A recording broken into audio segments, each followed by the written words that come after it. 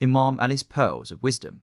Certainly, this world is a house of truth for those who look into it carefully, an abode of peace and rest for those who understand its ways and moods, and it is the best working ground for those who want to procure rewards for life in the hereafter. It is a place of acquiring knowledge and wisdom for those who want to acquire them, a place of worship for the friends of Allah and for angels. It is the place where prophets received revelations of Allah. It is the place for virtuous people and saints to do good deeds and to be assigned with rewards for the same. Only in this world they could trade with Allah's favors and blessings, and only while living here they could barter their good deeds with His blessings and rewards. Where else could all this be done? Who are you to abuse the world when it has openly declared its mortality and mortality of everything connected with it?